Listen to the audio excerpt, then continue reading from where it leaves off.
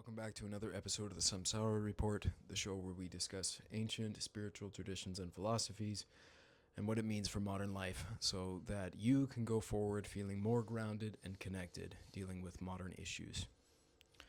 Yeah, it's always amazing to get a chance to sit down again and, just kind of take a pause from life. We just discussed before this just how hectic, stressful, and kind of exhausting the weeks have been, or specifically this past week. Mm-hmm. But it does feel nice to actually get a chance to take a pause. Absolutely. I'm lately, and by lately, I just mean like the last year and change, I've been thinking more and more about the value of ritual and like you divorced from any spiritual tradition, religion, etc., but purely as something you can describe as like a secular set of actions that are done with intention, not necessarily in order to bring a particular outcome, but even just as a symbolic act on its own. You might imagine a tea ceremony like they might have in certain Japanese aspects of culture,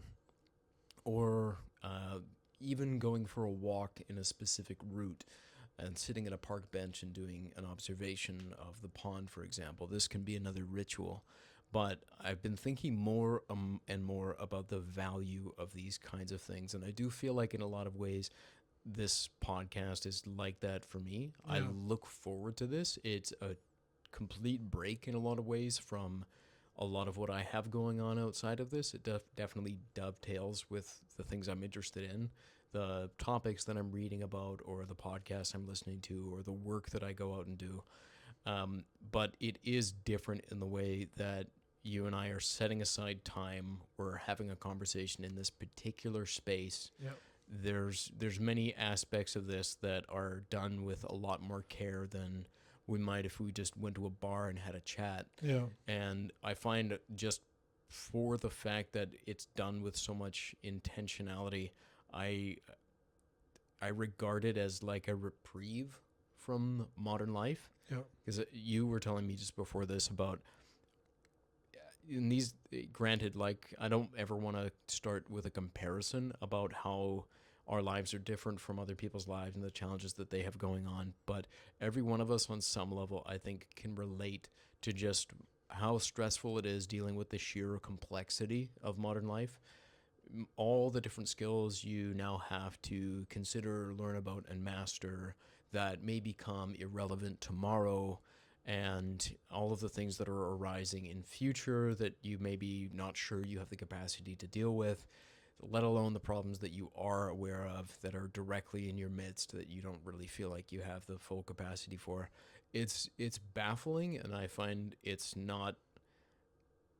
funny to me how little credit we also seem to give ourselves while dealing with these things, given how hard it is. Yes, do we have so many amenities and things that make living a lot easier than it was, say, 200, 300 years ago? Yeah. Absolutely we do. But this is also an age where we are always inundated with an impossible amount of information. And even if it's not distressing information, that still doesn't number on your nervous system. Yeah. And it's not something you can shut off. There's a number of people that I talk to on a regular basis now that talk to me about needing some kind of stimulation to fall asleep at night. Yeah. Is crazy. Everyone needs some kind of noise to occupy their mind, and people seem genuinely upset or afraid at the notion of trying to fall asleep in total silence, because in silence all the questions come to the surface. We have had chances. I think you've also had some sensory deprivation take experiences, Yes. right? Yeah. And that is kind of, extreme example of this, where it's not just, quiet. You also don't have light. You have most of your sensory input kind of being blocked off in a way. Mm-hmm. And just how quickly, your brain starts to, develop these kind of background thoughts and all fill in the gaps of perception with its own kind of noise in a way. That was definitely a lesson for me, just seeing, that generally speaking, we just have so much that is constantly stimulating us, and our brain, has that sense of I guess, homeostasis in that, in the noise. Right. Yeah, you've And become so, adapted. yeah, and Yeah. so stepping out of that noise is, something that can be jarring for you, right? Yeah, and that's true. I initially, when I entered into some of those float tank experiences, the feeling was one of like, ooh, it's novel. This is different for me. I'm very interested to see where this is going to go. Towards the end, in my last couple of sessions doing sensory deprivation, I got really scared. Like I Wow. felt like weak in the knees driving out to this appointment. Like Wow. like it sucked because I knew, and I thought this was so funny. Maybe for some of us, uh, I would include myself in this. Before I'd actually experienced it, I thought, okay, with less stimulation, the mind will quiet down more quickly. Not the case. It ramps up so much faster, and I don't know. I still like I can start to speculate as to why that is, but I know the feeling, and tell me if this is relatable to you, but the mind itself starts to feel like a wild animal in a cage. Like it really doesn't like that. Yeah. It's weird. Like you said, just in the preparation time, you start to get anxiety because your mind is trying to convince you, do I actually want to do this? Like, do I actually want to put myself through an hour of this? And, I've had chances to also float with our friend Jordan. And, those were interesting because there wasn't a set time limit. And, it's also, kind of peculiar that your experiences, your most recent experiences, were very anxious. For me, I found kind of the opposite, that it was difficult for me to stay awake.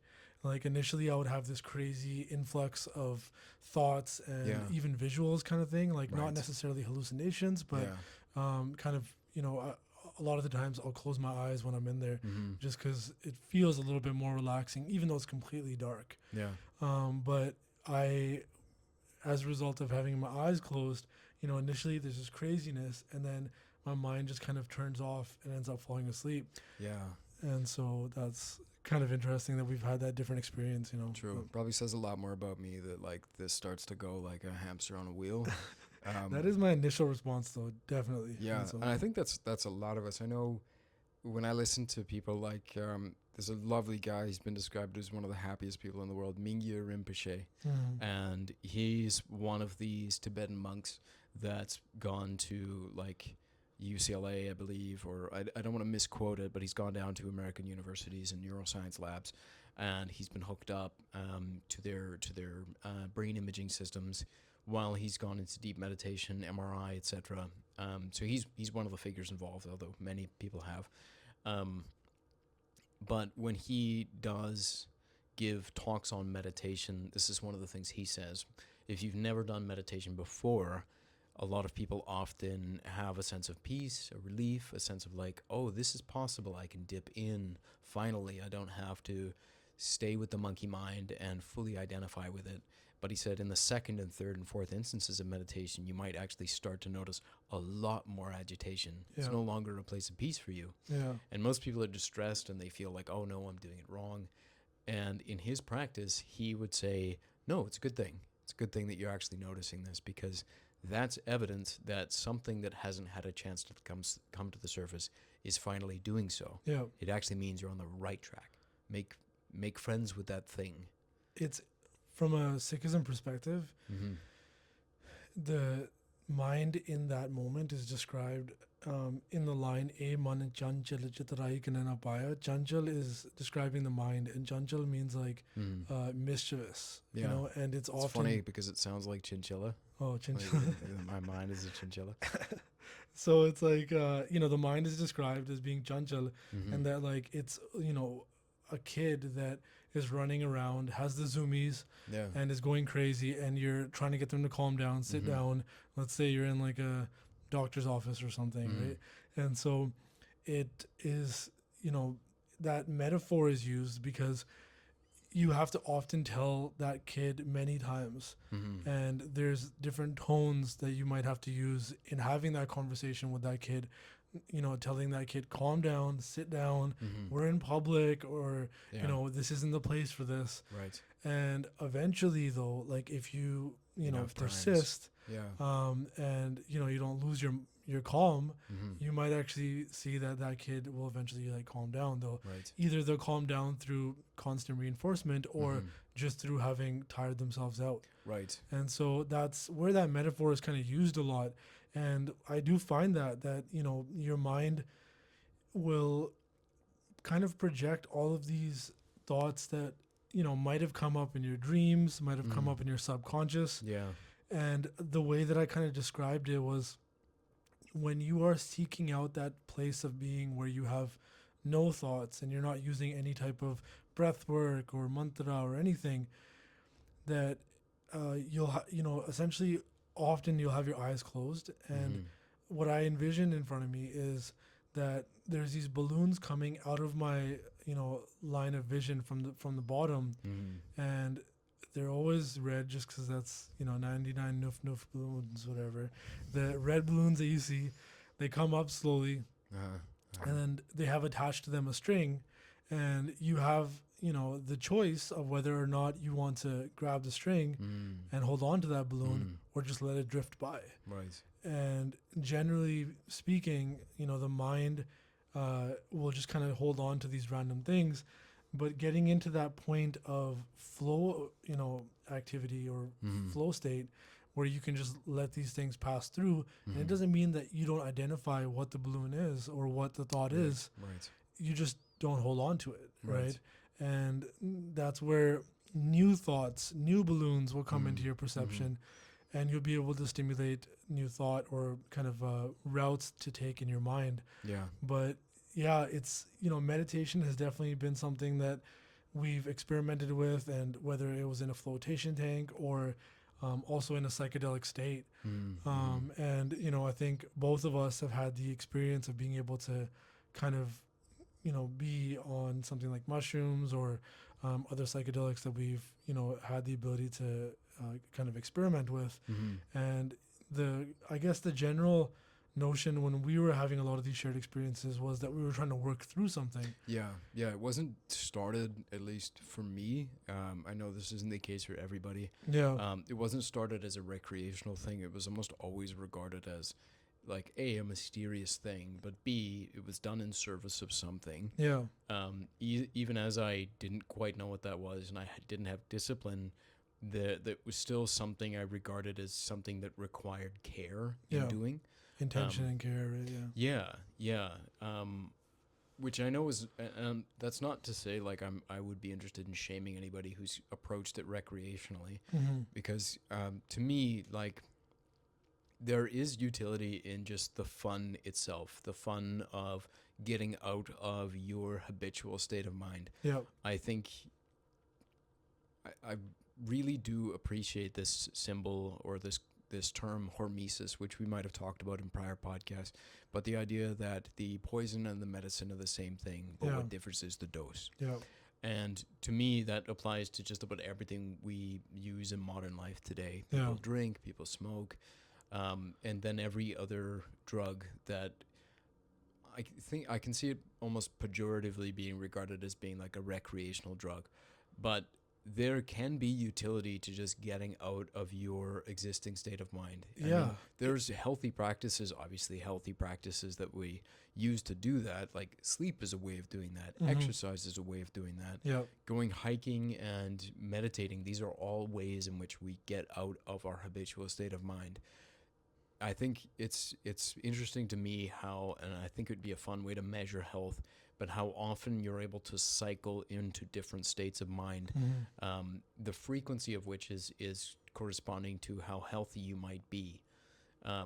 It's not even something that's exclusive to human beings. You know, we've seen in the animal kingdom, you know, kind of desiring altered states is something that Right. can be observed in animals. Yeah. There's elephants that will eat rotten fruit. Monkeys, birds, all manner of things. Blowfish being passed around by dolphins because they literal secrete puff, puff, a neurotoxin. Yeah. Literal puff puff pass. Yeah. And you know, you also have jaguars that will have psychedelic experiences. Yeah, because they don't have the MAO enzyme that would break down DMT that they Yeah. eat orally, so they And you've seen that seek it video out. of Yes, yeah, they really do, like they're tripping off. fully tripping. Yeah. Pupils dilated, all of that. Yeah.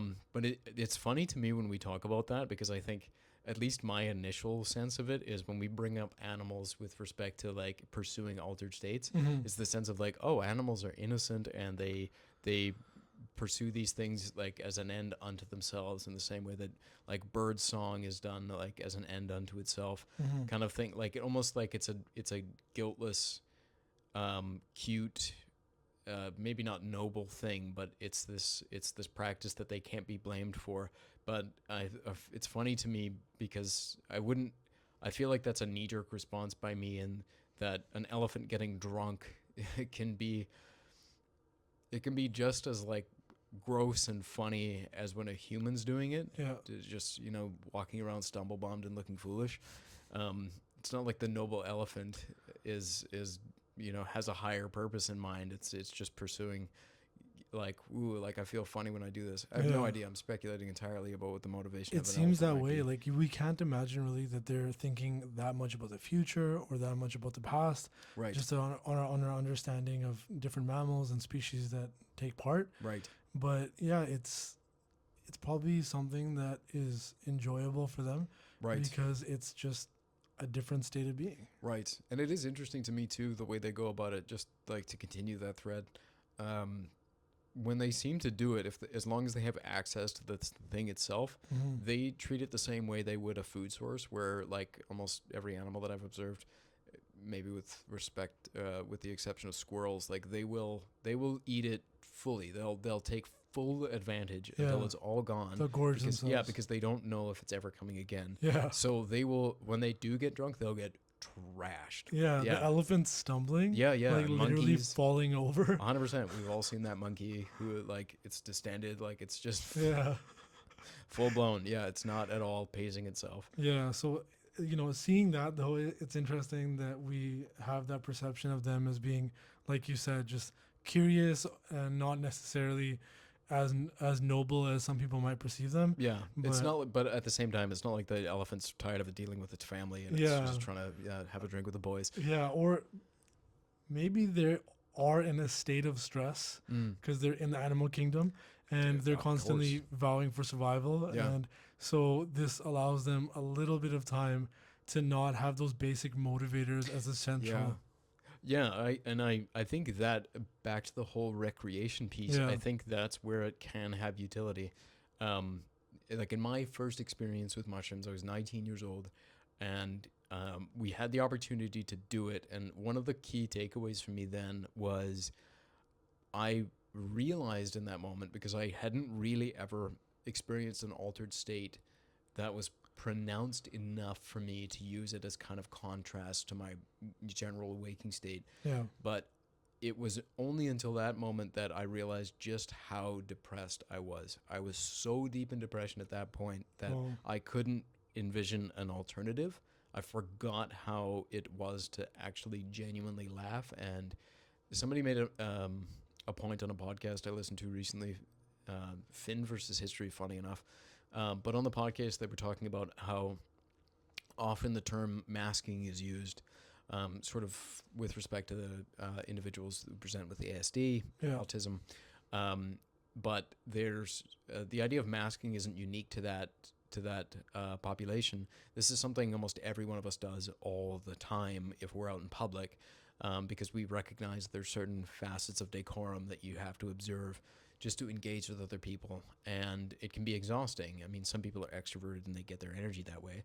I happen to be much more on the introverted side of things, so to me, the idea of masking is something I'm doing almost all the time. There's very few people that I feel, even in like my personal life, where I feel like I can fully unmask, and you guys, yourself and your partner are exceptions to that. I feel really, really comfortable. Mhm. But otherwise, yeah, it's very interesting working with something like a psychedelic to get you to recognize that, to Yeah. give you the contrast. Is that something that is relatable to you? Yeah, I used to desire to have a huge social network, and I was kind of doing everything I could to grow it. That was like through most of my teens into my early 20s. Mm-hmm. And then I felt at one point this sense of exhaustion that, I was just constantly trying to expand the boundaries of my network and, just kind of have different experiences with different people and have all different types of people in my life, which has definitely value to it. But nowadays I seek to have, a smaller main circle. And, it doesn't, for me, I want to keep it about 10 to 15 max of people that I regularly communicate with, and that, I make a concerted effort to actually really keep up a close friendship with. Doesn't mean that I let everybody else fall by the wayside, but there's just not as much intentionality or as much kind of time spent towards that. And with that core group of people, that I often refer to when I'm seeking counsel or anything like that in life, or whether it's work problems or any personal problems, with those people, which obviously you're part of that circle, that close circle, I feel like that mask comes off and I'm able to kind of be relaxed and joke in the way that you've seen my humor style. It's pretty goofy. It's pretty random. And like I've told you in the past, you might not find my jokes funny, but I'm in some ways my biggest fan, right?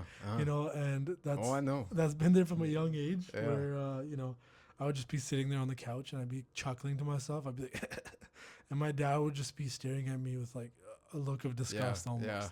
And he's like, his eyes half set. He's like, the one who laughs when no one is telling a joke, madman. He tell me that all the time. And so now I like it. I actually like to have time to myself. And, to just be alone with my thoughts, processing. You like to giggle in a corner by yourself. I got 100%. Right? And it's entertaining to me. It is. So, I honestly, man, I will say, like, sometimes you do come up with a zinger, but a lot of the times, most of what I'm laughing at is the joy in your eyes when only you think it's funny. It's so infectious. I'm glad you find it infectious. There is a lot of folks out there that find it pretty ridiculous. Yeah, well, I've been on that side of it too. Yeah. So that's, I'm glad that it's an endearing trait for you. I find it's given me permission to lean into that a lot more too. Yeah. And we had talked about this. And by the way, just as a disclaimer, obviously psychedelics are something that we have had experience with. Yeah. It's not something that is a huge component of the way we're living today. Yeah. It's, at least for me, for example, it's something I'm working with every 6 months approximately to a year, and it's only in accordance with whenever I feel like there's something deep here that I'm having difficulty accessing, that I'd like to do kind of, mental spring cleaning going on. Yeah.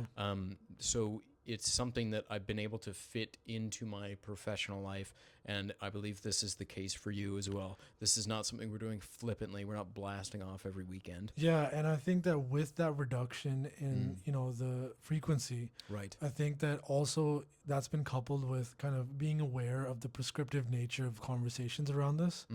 In the past, I have said to friends that are struggling with something that you should really look into this specific psychedelic experience. It could cure you from something. And now there's a great deal of regret that I hold for conversations that I've had like that in the past, because you don't know what somebody's experience is going to be like. True. And in a lot of cases, you don't know what type of setting they're going to end up actually imbibing these substances. So parties are not necessarily conducive. Yeah, so many variables. Exactly, right?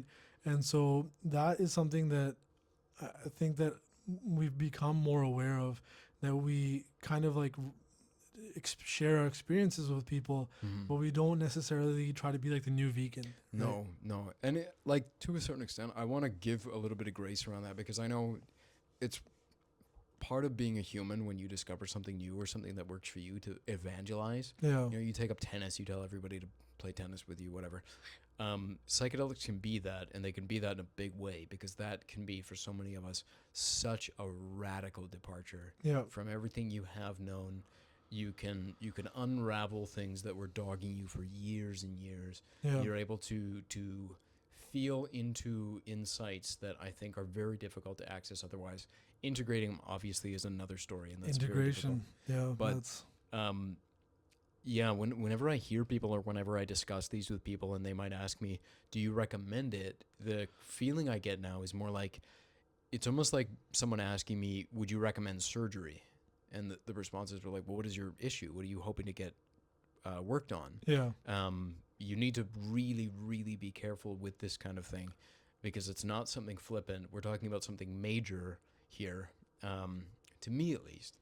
And there's certain people that I absolutely would not recommend it for. I think There's so much on their plate already. yeah, I've and got loved ones, for example, that I think they've labored under certain illusions and narratives for so long Mhm. that if they were to do a psychedelic and they were to see the other side of things, that I think it would unravel them. And Yeah. I don't know if they'd actually feel like they had time enough to come back together enough to live as they Yeah. do.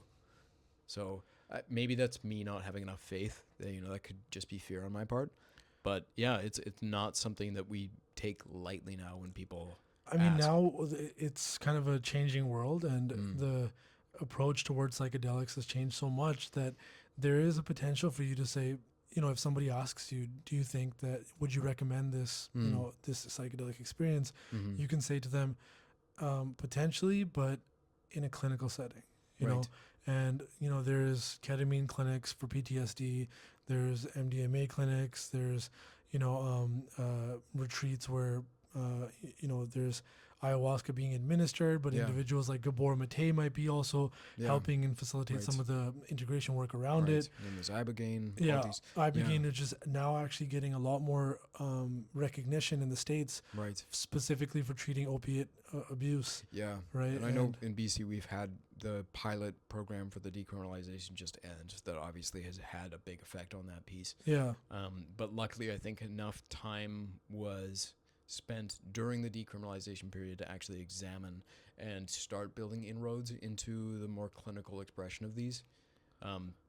It was chaos when it was just everything was decriminalized, and Yeah, that was like part of a solution that needed other components at the same time. Yeah, like Portugal, when they ended up actually decriminalizing all drugs, they put a lot of resources and funding into programs that if somebody gets caught with even if it's personal use, but a large amount of, a given hard drug, they were forced to go into, essentially counseling and different rehab programs, Right. even if they were homeless, right? And Portugal actually did end up seeing a lot of positive kind of turnover from that. Right. And so, I think that the approach that all substances just need to be decriminalized, it can come with a slew of different kind of, outcomes that won't necessarily be positive if not monitored.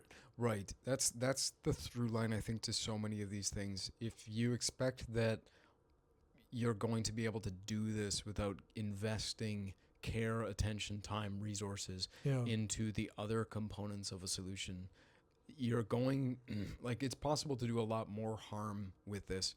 And I've been trying to understand that with respect to this is a different discussion that we might get into in future podcasts, but trying to understand why Canada and BC experiences that differently from, say, places like Finland, which has, maybe a similar proportion of their population that are in various states of distress, who are having mental health issues or who are homeless. But they've actually been able to reduce that population with the solutions that they propose. And part of that is for the fact that it is a smaller country and they have much, much better coordination between their non-governmental organizations and the government itself. Canada, we are very scattered in this. There's, I think, a huge number of issues that are really coordination-based at the heart of it. And just having more people trying to solve the problem doesn't guarantee you a better outcome. You can just muddy the water incredibly. I know that given that I work in the mental health world now in BC, and I do think some really good work gets done, but I can easily see areas where we could very much improve the way that we coordinate actions. Absolutely. Even as small as certain clients hearing from multiple people that they're going to be taken to an appointment. If those organizations aren't coordinating to make sure, that can be really distressing for a client, not knowing who's going to show up to take them where. That's a tiny example, but it's one. But anyways, like I said, that's a deviation, different discussion for a different day. Returning back to the psychedelic piece, I think it's also good to, once we've qualified carefully why it's something that we take seriously, to also describe what some of the benefits can be Absolutely. when you're working with them carefully. Yeah. So can I ask, like, I don't want to, there's so many areas we can go into on this, but I think it'd be interesting to talk about some of the few like phrases or lessons that have come through our experiences. Yeah. Like I can share some of mine if it helps jog the memory for Yeah. you. No, yeah, for sure. Unless you have some on the top of your mind. Yeah, I mean, I really do think that, as part of this conversation, it's needed for us to talk about some of the positive experiences that we've had. And some of them were really kind of like esoteric, experiences where it changed my perception of things. And when people talk about how they can benefit most from psychedelics or the experience and integrating it, something that I used to dismiss in the past, but now I see a lot of value in, is integration involves how you can actually incorporate your new perspective into your daily routine. Yeah, that's the crucial piece in all this. It sounds kind of just like weird if you don't have context for that, but in the same way that if you were trying to start focusing on your health, what you eat every day, how you exercise, that is going to have massive implications on your overall changes that you find, right? And so, but the experiences that we've had, one that comes to mind is it was winter solstice a few years back. We were living together, and it was during a time when just had a lot going on in my mind. Was in a little bit of a difficult relationship, had issues with my parents at the time still. And work was not necessarily going the way that I had planned. And so we decided to have kind of a mushroom night on this winter solstice when we were living together. And it was, I believe, 4 of us that were involved in it, yes, right? I remember. And it was I remember it being a tumultuous time for me too. Yeah. I'd gotten out of the hospital. I was deep into jiu-jitsu at that point. I was working, not really happy in my work, and I was still going to school, struggling through the end of my degree. And I know I believe my cat had died not so long ago. Both my cat and my dog had died pretty close together, and I was pretty broken up. And as part of jiu-jitsu, I'd also competed for the first time and almost got my arm broken. So like a lot of things felt like they were really kind of shaky at that stage. And that was the context in which I had entered into this on. But yeah, we decided to all 4 of us jump in on that experience. Took a significant amount of mushrooms, not a microdose by any measure. No. As I remember, it was either around 2 or 3 grams, something like that, right? Yeah. And so basically, we were sitting outside, and I started to feel some of the effects kicking in, and I started feeling it, as I remember, a little bit before you guys, and immediately it just kind of brought anxiety to the surface for me. So I dismissed myself from you guys, and I said, I'm gonna go sit inside, and I went inside to kind of reduce the amount of stimulation and be a little bit more comfortable in terms of the temperature. This was obviously in the winter, and as I got inside, I saw these small cannabis plants that I had just started growing, right, at the time. I think I had 3 or 4 of them. And so the plants, being in the early stages of their development, still in the vegetative stage and very, very young, I felt like they were representative of youthful energy. And so I just went and I laid beside the plants as they were under this like small solar light, sunlight. And so I laid beside them, and as the mushrooms were kind of taking hold, I started hearing, like, not in my ears, but in my head. In your mind's ears. In my mind's ears, the sound of like these little voices, like little kids being like, hey, look at me, like, hey, hey, hey. And it was like this really busy energy. And it just felt very comforting, in the same way that if you're in a room full of, your own kids, and there's something kind of comforting about that, as long as it's within reason. And so I was like sitting there, and I started feeling calm, laying down on the ground actually. And I was taking, that peaceful moment and just kind of being present in it. And then behind this sound of these, like, this childish energy, I hear this deep tone manifesting. And it's like, and initially I'm just like, okay, what am I imagining now? In my head, I'm thinking. And then very quickly, it became very clear to me that this sound was the collective plant consciousness talking to me. And obviously you can take that with a grain of salt. But it felt like it was the collective plant consciousness. And then it projected a phrase into my head: what question do you have for us? And, you know, being in that state and feeling like it really was the collective plant consciousness, I asked it, I said, what do you think of us humans? I think as I remember, I said, what do you think of us? But it was implied that I was talking about humans. Right.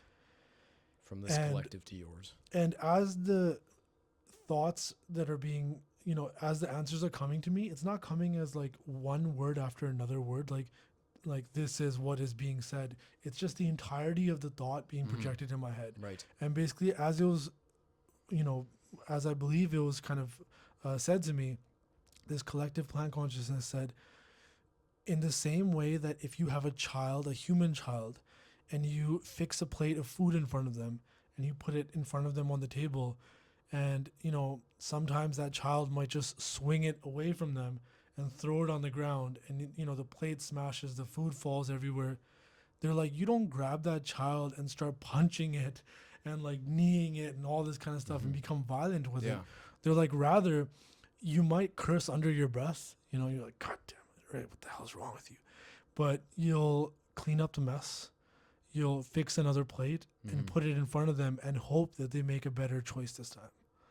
And so they're like, we look at you humans in the same way that us trees, we've been around, us plants, we've been around for such a long time. And we've had so much of a transfer of information and knowledge between us that relative to us, you are children. And the folly and the destruction that you cause, although it can be disturbing and it might cause us to curse under our breath, we're not going to want to lash out against you. We're just going to hope that you make better choices in the future. Wow. And as that was projected into my mind, I just started bawling. I started crying. And I was like, I'm so sorry. I'm sorry. And perhaps saying it from my own perspective, or perhaps also saying it from the collective human perspective, and just apologizing profusely. And so, you know, you guys then came into the room, and I just was in this very intense trip, and I sat up off the ground, and I basically laid down on the sofa with my legs extended, and you saw the state of mind that I was in. And this event still seems so insane to me that, like, you felt the energy that was in my head, and you decided, and I don't remember if I tried to explain to you what I experienced in that moment, but you sat down on the ground right beside the sofa and started meditating. And I think at one point I asked you, like, are you doing that for a specific purpose? And you said, like, I'm trying to like anchor you in a way. Like, I'm trying to keep you grounded. Graham, like, as much as we've experienced different things and we've like, that moment still sticks out as like, I'm blown away by it. That's very funny because I remember what I said next. Do you remember what I said next? No. Afterward, I looked up and I said, hey man, stuff is just things. Yeah. And I was trying to calm you down. Yeah. And you did that, and we did that for some time. And because you were sitting there grounding, I was able to kind of just go and just float away, right? Like a kite. And I was just, you know, really traveling, and it was an intense experience. And then it got overwhelming in there. So I ran outside. I like quickly grabbed like a coat. I ran outside, and we went outside, and we were looking. And, that's right. And right as I stepped outside, this very huge bright object comes in front of us and passes over us. Slowly, very slowly. Yeah. And seeing what it was and the way that it's traveling, we knew it was a satellite, but we also realized, based on the size and the brightness of it, that it was the ISS, the International Space Station. And we went back and we verified it later that was the trajectory at that particular time. Yeah, and I said to you, I'm like, Graham, like, there's humans in there. Uh-huh. There's humans in there, and it's Yeah. going around the earth, and you're like, there's humans down here. Yeah. Right? I was on one that time. And it's so stupid and pathetic. Like, there's no way I could resist saying that, because as soon as you started, like, you looked at me, I knew what I was gonna tell you, Wow. because I knew what you were gonna say, Wow. and I couldn't stop myself. I'm like, this is gonna be so dumb. I'm gonna say it. And I'm gonna It get his wasn't response. dumb to me. It actually hit Yeah. profound, right? Yeah. Like, it's like, stop worrying about what's going on Yeah. there. Like, there is a lot that requires your attention here. Yes. Like, be And present. that's what I mean when I talk about, like, the recreation and the joy. Yeah. That, like, to me, yes, those are very important things. It's incidental, but it in a lot of ways can also be part of the experience. Yeah. But that's exactly what I was hoping to do with this, was like, do the fake piety thing where I know how this feels for you. I can feel it for you, Yeah. but I also, like, I'm watching the same thing, and I get, like, that's what I like. It creates such an opportunity for, like, an interesting dialogue wherein the idea of separateness is kind of a moot point at that stage. Mhm. And it's almost like what I felt then was like the same kind of utility you might feel suddenly at recognizing you have multiple fingers that you can use to manipulate them, to do things, to grab things, whatever. Yeah. The idea that we happen to be separate beings presented itself in the same way as an opportunity to play off of two sides of a dialectic, where you are so involved and engaged in this idea and rapture of there's people up there and how amazing is that this experience, whereas I can play the devil's advocate and say, for all of your lofty notions, they're here too.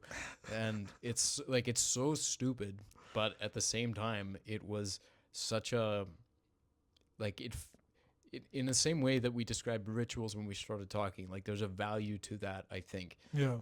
Because to me, and you can tell me if I'm wrong, I felt like we were both feeling both sides of that Yeah. coin Yeah. then. But there is a lot of value in getting close to that. And I don't want to say that's inaccessible by other means, but for a lot of us, it kind of is. Unless you have a substance that allows you to go to a place that you might only be able to access if you have a deep practice of meditation or yoga. Mm-hmm. Some people go their whole lives without ever actually experiencing it. And for some people, many people included that I admire, Ram Dass, for example, I don't believe I've ever heard him say he fully attributes acid to his journey, but for him, at least in his description, it was one of the first times, like me recognizing the depression with mushrooms, he recognized the capacity for a space that he hadn't previously experienced. And Ram Dass, for those of you who are not aware, his name prior to being given the name Ram Dass was Richard Alpert. He was a psychology professor out of the Ivy League down in the U.S. And he'd done so much work. He'd learned to fly planes. He'd gotten cars. He'd obviously, become a professor at all of these prestigious institutions, Mm-hmm. but he'd never, ever been able to go deep enough to a point beneath the surface to recognize the things that you might when you work with things like LSD and mushrooms. And that's the value that I experienced with these, and that we did that time with the solstice experience that we had. Both of us had a very tumultuous time, a tumultuous experience in our lives outside of this.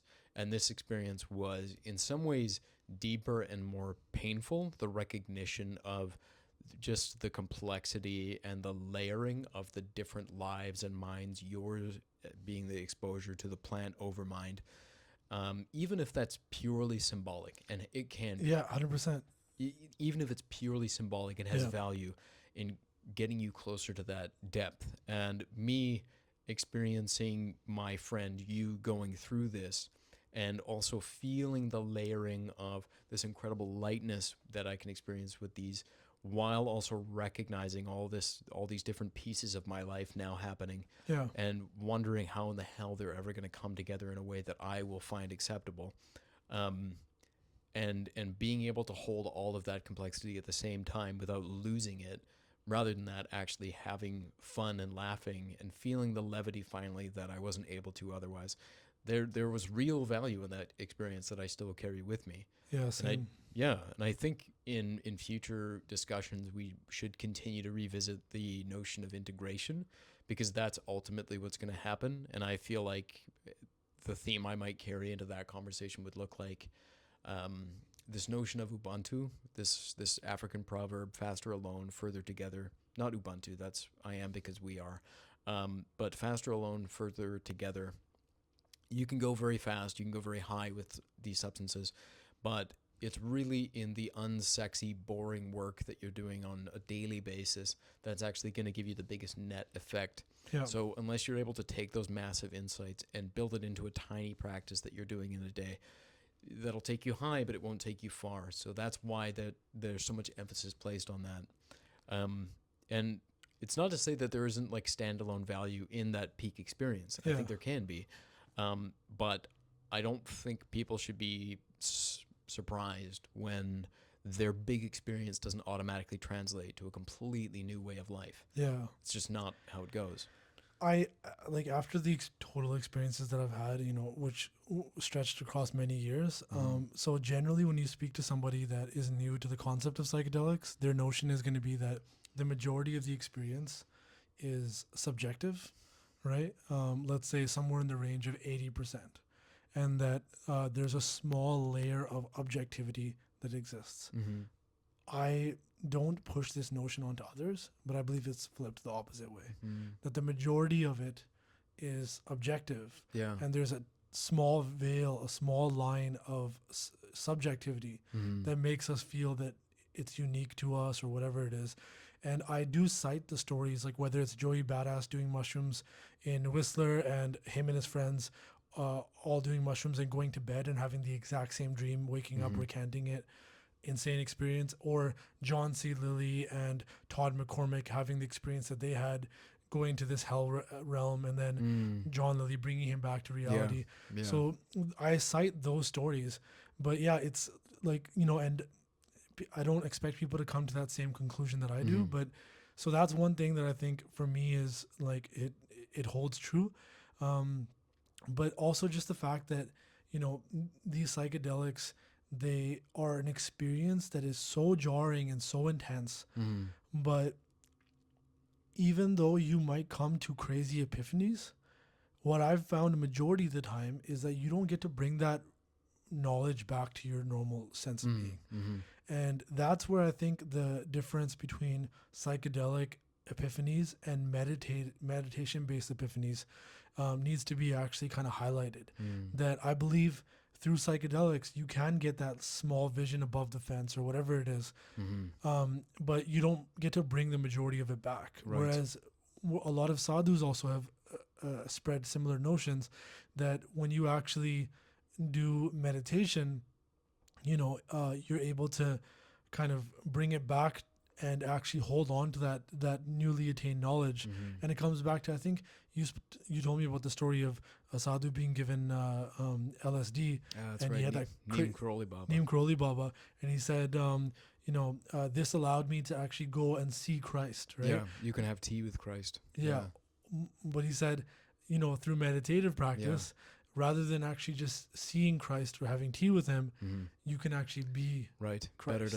Better to become Christ than just have tea with him. But this is a topic now I'm seeing just based off of the conversation that we're gonna have to do part 2. I feel to me that this is big enough that this is gonna have to be ongoing. The sprinkling of these discussions. Hopefully it's enjoyable to listen to. I'm one of these people that's fascinated by hearing about people's dreams and trip reports.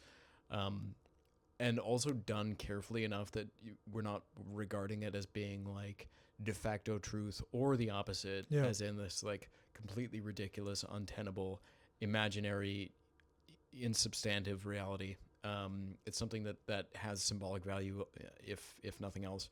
I'm interested in hearing those, and I do think that is going to continue to kind of weave into the issues that we're concerned about too.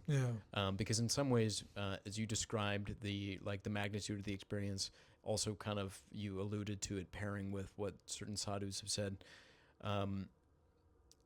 In a lot of ways, I find the value of these substances comes from the fact that they are such an aberration to much of the way that we seem to lead the rest of our lives. in many ways they reintroduce us to the importance of the very small ways in which we engage, and also the recognition of the strangeness of the value that we ascribe to modern things, like money, democracy, commercialism, like all the things we kind of take for granted. In some ways, like, they do reintroduce us to how silly these notions are and how flexible they are. Yeah. We just abolished here in BC the daylight savings time. Our premier declared it, which I didn't know a premier had the power to do that, but that's interesting to know that that's the level it's at. But that to me is another example of the collective deciding on time itself as being flexible enough that we can give and take an hour at certain intervals. Like, that's how tenable or flexible and plastic that notion is. Psychedelics can do that for every other notion of the modern life. And it can, I think, with care, help us to reorient to things that actually have substance and value that we actually want to keep, and what things we regard as being... There's a lot of, I think, that just has accumulated as part of this, like, historical detritus, this inertia momentum that's come from humans just trying to survive. These practices that we haven't done enough analysis on to realize this isn't conducive with the present moment. We all seem to want more or less the same things. We obviously disagree about how to get it in a lot of ways, but if we can find a way to do that better without paying homage to useless rituals, like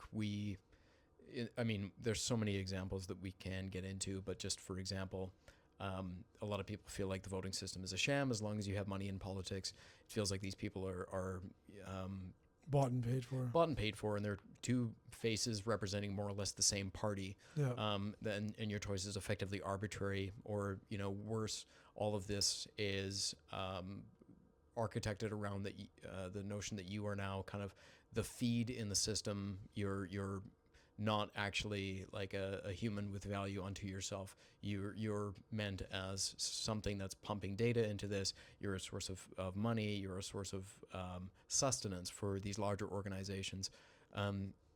These substances can help us to recognize the values that we actually want to keep, that transcend all of these things. What's underneath all of this. I want to feel like I can trust and I can love people, and that I can actually spend my time doing what I want to do. I don't have to go about all these other arbitrary rituals that aren't actually getting me closer to that. So it's something that does require care and attention, and like you mentioned, I think this is something we should revisit. But I do think this is a longer discussion that'll probably carry through most of the podcasts going forward as well, even if it's just a kernel here and there. Absolutely. Yeah. And I mean, like, the conversations, we can always just switch to Patreon right now too. No, I'm just kidding. We're going to do that in the future. We haven't actually started a Patreon or anything like that. But yeah, we, conversations like this, it's nice to still be able to open up fully and not like, and not kind of have exclusive content or anything like that yet. But sometimes, it would be nice to kind of have a separate category of conversations where we feel like we can be a little bit less reserved about things. Yeah. And so that's something to look forward to. And yeah, absolutely. Yeah, just delve deeper into these things. Exactly. Delve deeper and, just kind of stay on a specific point for longer. Yeah. Right. And so I look forward to that. This conversation, again, awesome. I really appreciate your time. Same. And hopefully, we'll come back to this conversation topic more in the future, maybe even in the following episodes that come. But I think that's a good point to put the pin in it for now. Agreed. Thank you so much for listening. If you got to the end of this podcast, you're amazing. And you're, even if you didn't get to the end of the podcast and you're not hearing this little bit, you're still amazing. Yeah. But we can't believe there's people out there that are actually sharing these. My sister-in-law actually was sent one of our podcasts by her friend, and her friend was like, "Isn't this your brother-in-law?" So hearing that, really crazy. And we're not focusing too much on the viewership yet, but we're taking it as a way of practicing. And thank you so much for listening. Yes, the gratitude is real. It's not small what you're doing. Listening, potentially commenting, engaging with this content. We deeply, deeply appreciate it. Thank you. Thank you, and we'll see you guys on the next one. Take care.